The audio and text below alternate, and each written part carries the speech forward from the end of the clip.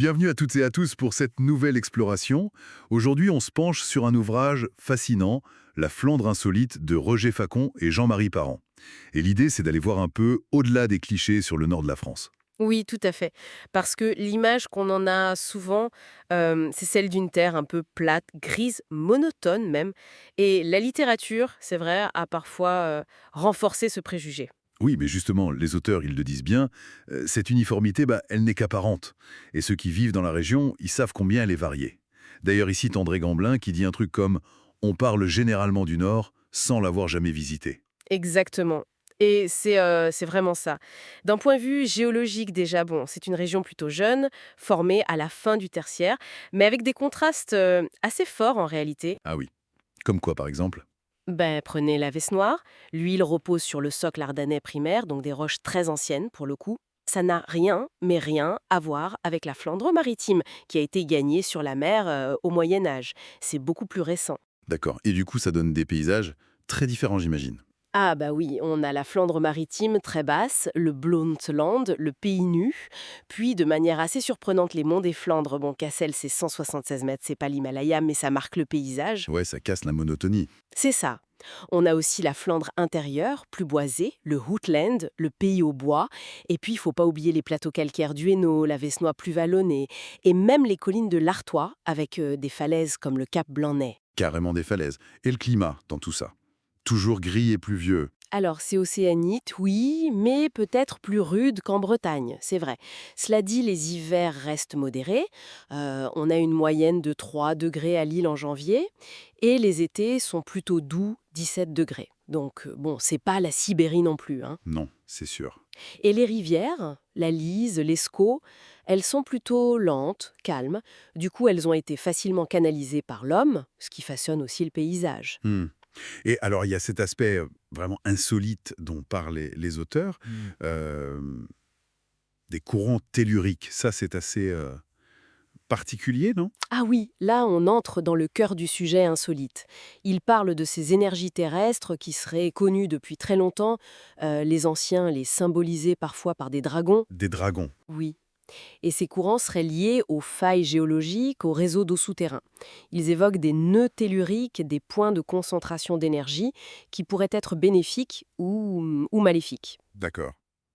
Et les druides là-dedans? Ben, selon les auteurs, les druides auraient connu ces énergies et auraient cherché à les équilibrer, notamment en plaçant des meuniers sur ces nœuds. C'est assez fascinant comme idée, non? Ils identifient d'ailleurs plusieurs zones clés dans le nord, comme autour de Bavay ou des monts des Flandres. Bavé. Tiens, ça me dit quelque chose. C'est pas là qu'il y a les fameuses chaussées romaines? Si, exactement.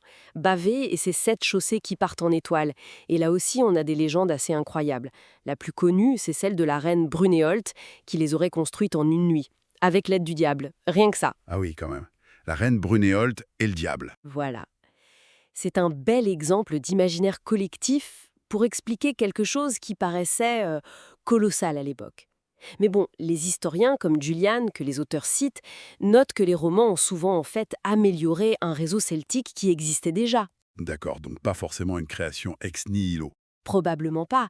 Et pour Brunéote, ça pourrait aussi être une confusion avec Burnéote, qui voudrait dire une borne haute, un repère sur la route, tout simplement. Mais les auteurs, eux, ils explorent d'autres pistes encore plus anciennes, c'est ça? Druidiques, voire mythiques. Oui, ils vont plus loin. Ils évoquent une origine liée aux druides ou même aux mythes troyens, avec un certain roi Bavo qui aurait fondé Bavay près d'un temple dédié à Bel, l'Apollon celte, après avoir été guidé par un loup blanc.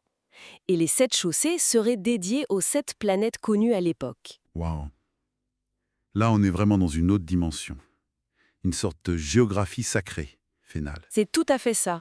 L'idée d'une organisation du territoire qui ne serait pas seulement utilitaire, mais aussi symbolique, astronomique.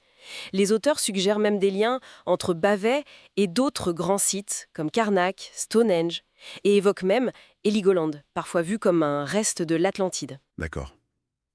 Donc on est très très loin de l'image de la simple plaine industrielle et agricole, là. Ah oui, complètement.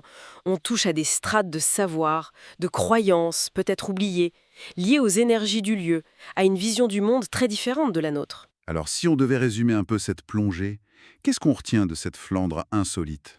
Je dirais que sous l'apparente monotonie se cache une diversité incroyable. Diversité géographique, on l'a vu, mais aussi historique, et même, oui, ésotérique ou légendaire. Oui, c'est ça. C'est un mélange assez détonnant à la fois. La géologie variée, les légendes de reines, de diables, les druides et les courants d'énergie, ça donne envie de regarder les paysages autrement, hein. Tout à fait.